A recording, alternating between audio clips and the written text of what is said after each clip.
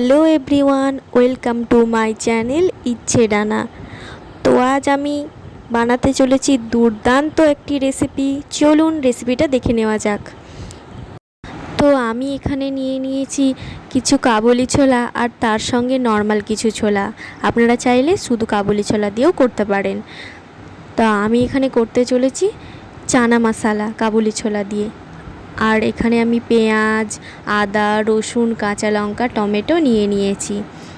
এখানে একটি ছোট টিপস, আদার পরিমাণটা রসুনের থেকে বেশি লাগবে। আমি এখানে কিছু গোটা গরম মশলা নিয়ে নিয়েছি। স্ক্রিনে দেওয়া রইল গরম মশলাগুলি কী আমি নিয়েছি, আপনারা চাইলে ভিডিওটি পজ করে দেখে নিতে পারেন।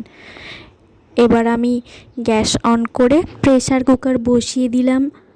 এবার প্রেসার কুকারের মধ্যে আমি পরিমাণ মতো জল নিয়ে নেব। এই রেসিপিতে ব্যবহৃত ছোলাগুলিকে আমি 6 থেকে 7 ঘন্টা ভিজিয়ে নিয়েছিলাম। এরপর আমি ছোলাগুলি প্রেসার কুকারের মধ্যে দিয়ে দেবো।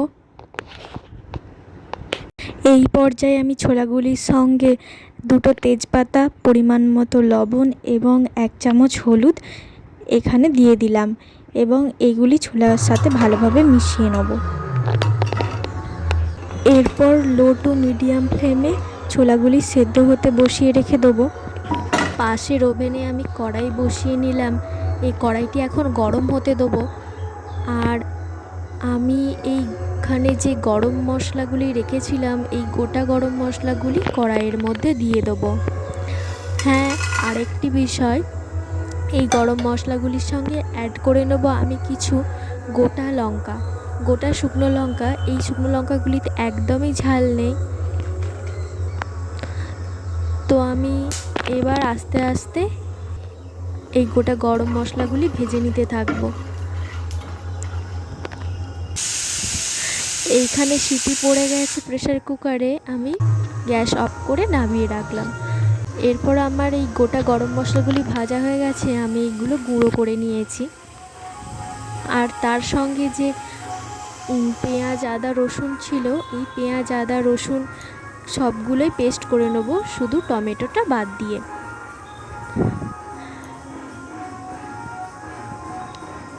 তো চলুন, আমি এখানে পেস্ট করে নিলাম এগুলি। আর টমেটোটিকে আলাদা করে রেখেছি, কারণ যখন সময় হবে তখন টুকরো করে দিয়ে দেবো। তো আমি এখানে কড়াই বসিয়ে দিয়েছি। কড়াইয়ে আমি পরিমাণ মতো সর্ষের তেল নিয়ে নেব। এরপর সর্ষের তেলটি গরম হলে তার মধ্যে আমি ফোড়ন হিসেবে গোটা জিরে দিয়ে দিলাম। এরপর আমি বাটা পেঁয়াজ দিয়ে দেবো।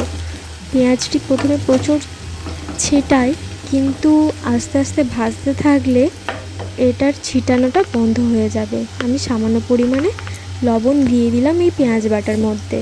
এবার আস্তে আস্তে আমি এটিকে ভাজতে থাকবো। আমার পেঁয়াজটি ভাজা প্রায় কমপ্লিট হয়ে গেছে।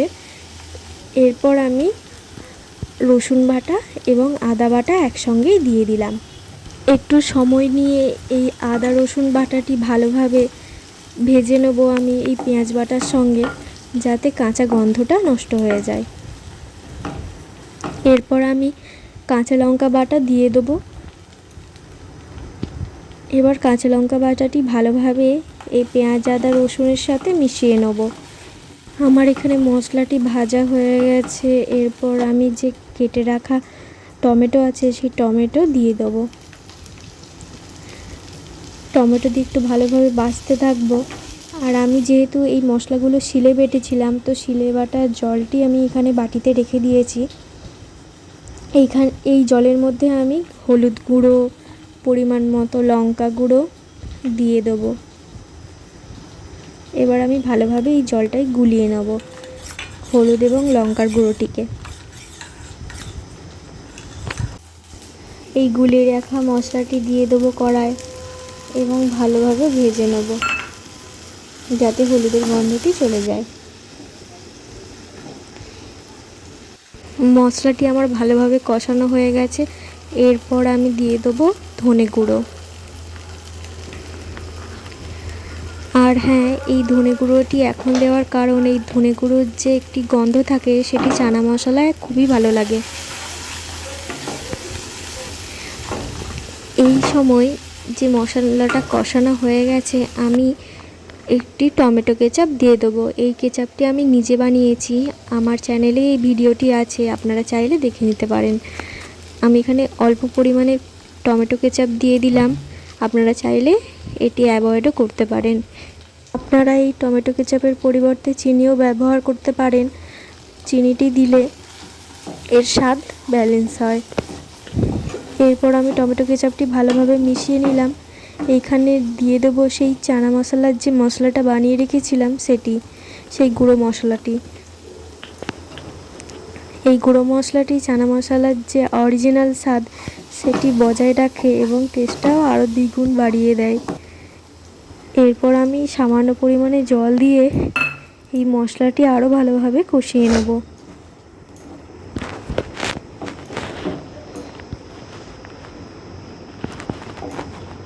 এই পর্যায়ে আমার মশলাটি ভালোভাবে কষানো হয়ে গেছে। এরপর প্রেসার কুকারে যে ছোলাটি সিদ্ধ করে রেখেছিলাম আপনাদেরকে আমি সামান্য তুলে দেখাচ্ছি কতটা সুন্দর সেদ্ধ হয়েছে। আমি এখানে 3টে সিটি ব্যবহার করেছি লো ফ্লেমে। দেখুন ছোলাটি কতটা সিদ্ধ হয়েছে। আর আমি এখানে জলটি না ফেলেই প্রেসার কুকারে একেবারে ছোলা শুদ্ধ দিয়ে দিলাম। এরপর আমি একটু ভালোভাবে এই মশলার সাথে ছোলাগুলি মিশিয়ে নেব এবং আরেকটু ফুটতে দেবো। এই সময় আমি একটু বিট লবণ দিয়ে দিলাম। এই বিট লবণটি দিলে টেস্টটি আরও সুন্দর হয়। আপনারা অবশ্যই বিট লবণ দেবেন। এবং এখানে আমার চানা মশলাটি রেডি হয়ে গেছে, আমি সামান্য ঘি দিয়ে নাবিয়ে নেব। আমি এবার আপনাদেরকে প্লেটিং করে দেখাচ্ছি কেমন লাগছে। আপনাদের ভালো লাগলে একটি লাইক করবেন, সাবস্ক্রাইব করবেন এবং আমার এই চ্যানেলের পাশে থাকবেন। আর আপনারা চাইলে নোটিফিকেশান অন করে রাখতে পারেন যাতে আমার ভিডিওগুলি আপনাদের কাছে সবার আগে পৌঁছে যায়। Thanks for watching.